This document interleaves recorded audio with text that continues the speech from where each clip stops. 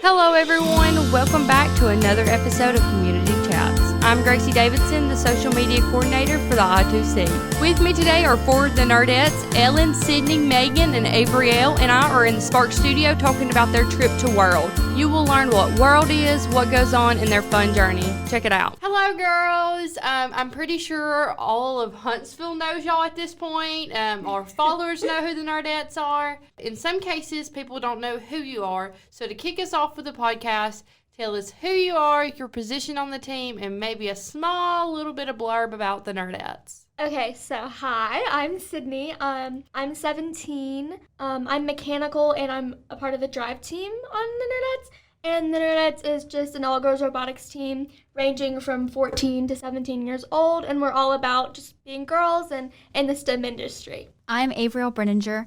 I do mechanical, but I'm also still choosing which field I want to work in. Hi, I'm Megan. I'm a programmer on the team, so I deal with our Java code and just getting the paths correct for our robot and helping with teleop so that the drivers can drive it correctly. Hi, I'm Ellen. I do CAD, which is 3D printing. I also do electrical, which is wiring the robot, and I also am the social media manager, so I run the Instagram. Okay, we have something in common. Both of us do with social media. Yeah! So this episode, like I told y'all, is more about your trip to World. So my first question would be, what is World and how did y'all get there? Okay, so Worlds is a national championship robotics event. So you have to go from a state competition to regionals. So you have to qualify for state, go to state, win state, go to regionals, and then win that, and then you get your name in the hat, and you can go to Worlds. Okay. And it's just basically a competition with teams from all over the world. Yeah. They come together to have one big competition. Yeah, there's over 160 teams from all over the world, so that lots of different cultures. There was an all-girls team from Nigeria, which was really cool. There weren't a lot of all-girls teams there. You know, we were one of the only ones there, which was kind of interesting to see, especially all the teams being from around the world. You'd think you'd see more girls because there'd be one or two girls on a robotics team, and the rest would be guys. So it was interesting to see. There was an all-girls team from Nigeria. There were 4 all-girls team. The other one was from Hawaii. I don't know where the 4th one was from. Did we meet? I don't know if we met them. But we did meet the girls team from Nigeria and from Hawaii. We were teamed up with the one from Hawaii. Yeah, and then there was 3 more in the other division, which they had Jemison and Franklin, and we were in the Franklin side. And in the Jemison side, there was Armored Artemis, there was Robo Squad, or they came from a Girl Scout troop, and then there was another one. Okay, so take me back to day one. You're going to World. How did you travel? What was the travel down there? So it was, 6 of us? Okay, no, you weren't there were you there Yeah, for the travel? so Okay. for the first drive there, I wasn't there because I had a class I had to go to. So one of our sponsors, Torres, sponsored us. Shout out to Torres. They gave us a van. It was a white van. And how many? 6 of us were on it. And it was 2 of us in the back, 2 of us in the middle, and then somebody's mom. Or we had, I don't know, it was 3 of us in the back and 2 in the front, and then somebody else in the front. But we all sat in a van and drove, 5 hours to get there. And then we slept overnight in Louisiana. And then the next day we got up and we drove 5 more hours. We had to be there by 3 o'clock for check-in, or load-in as they call it. And it was wild.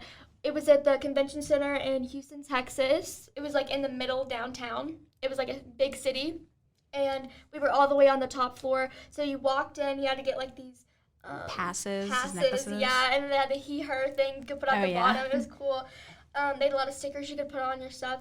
And the downstairs area was FRC, which is a different type of robotics, and then FLL, which is First Lego League, and then we were FTC, so we were all the way on the 3rd floor, and we had our own area, and so you have to go into the pits, which is where all the teams, different teams' tents are, and you have to find your number and then set up your tent area, and we had to drive our van around the loading dock, which was over this big highway, and it was just this big garage door that you would load everything, and it was crazy. At the beginning, I feel we were a little shocked at what we were seeing, and we were kind of tired from the trip down. We were just we don't really want to be here. But that night we did our ritual thing where we get Mexican before every competition. You're speaking my language. We eat Mexican the night before because it's like we're gonna win, and like a ritual thing we do, and usually we win if we eat Mexican the night before. Okay. And that was day 1, and then Avriel joined at like 9. She flew in. Yeah, I you flew in. Okay, yes. so you had it easy. You had no car ride. Yeah, it took me like 2 hours.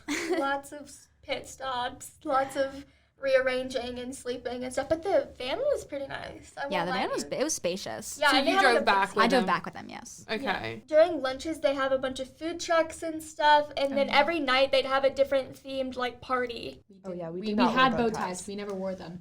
Yeah. We had suspender day, which was like... Those were uncomfortable. The suspenders were very uncomfortable. I took them off so fast. Do we not had them suggest. for pictures and we took them off. But the tiara day was my favorite because we put I them on agree. our cowgirl hats. Oh And yeah, we had these cowgirl hats. We wore those everywhere. And then the last day we ran around with the Alabama flag, playing Yes. Sweet Home Alabama on a speaker. My favorite part would definitely be the actual competing part, because sometimes I would get to be drive team captain, and it was so fun just watching like the other teams like move their robot around and like seeing what they could do and just seeing it up close and personal instead of being like up in the stands with all the parents and stuff. But I just really liked the competition part of it. I liked meeting all the different teams and getting to know all the different teams from the different countries and states. I believe there was 47 states there and over 40 countries. And so it was really cool because it's kind of felt like we were traveling the world without actually traveling the world. So definitely mine was meeting all the teams. Okay. Getting to walk around and like talking to all these really cool people and seeing about their robot was just like really interesting. And then we also got like their pins from their team, and I was putting them all over my necklace thing, and it was really fun. Also, one of the days they had like a college fair or something. Yes, they had an And innovation fair. Oh yeah, that's what it's called. And you walked around to like all these different like tech colleges, and like you got some of their cool stuff and got to see what it was like there. Yeah, no, it was crazy. So that was nice, yeah. There were a couple of those. There was another one we didn't get to. Did you get to go to that one? There was 2. There was one for like Lego League kids. I don't think we got to go to that one, but because we had a lot of judging and stuff. It was hard for us to like manage who would stay at the booth because we all wanted to do everything. You know, we all wanted to go out and like Meet explore. people. Exactly. Yeah. And actually, I think going to the second day in the morning, we had a meeting with Seneca, and we were on Zoom with them, and it was in front of like all the engineers here. And where we received money, like a sponsorship. It was amazing. And that was like day 1 of our actual competition day. So we had like a match before that, and we were like, because what you do is you have a scheduled judging time where you practice and you memorize a script, and you go in there and you're like, hey, this is what my robot do, this is what our team does, like basically selling yourself and being like, this is why we're good, you know, this is what we know, this is how we did this. We go in and we tell them all that, and they judge us and then put us in different categories for like awards, and that's how they figure out the awards at the last day. And then Ellen, she had a hat with like all her and she was pins putting all the over pins it. on the hat. And we It was had really cool. cowboy hats, and we had fedoras, so we'd change hats. It was fun. And a we lot had of fun. planned outfits every single day. We'd have people come up to us and be like, oh my god, you all are so outfits are cute. The outfits. Nobody else, they'd all just wear their t-shirts or whatever. And we'd have like skirts. We also have light up shoes. I'm wearing them right now. Like Our whenever competitions. whenever we'd get on when we do a match, we'd turn on our shoes to the alliance color. So either blue or red, whatever alliance we are. And we'd give our cowboy hats to the other team. And they'd give us, if they had anything, swag that they would wear, they'd give it to us too. Yeah, Saturday was awards, and Wednesday was like... Yeah, there's 3 days of like competition, and then the last day's awards. But I think they went a little while. So the first 2 days you have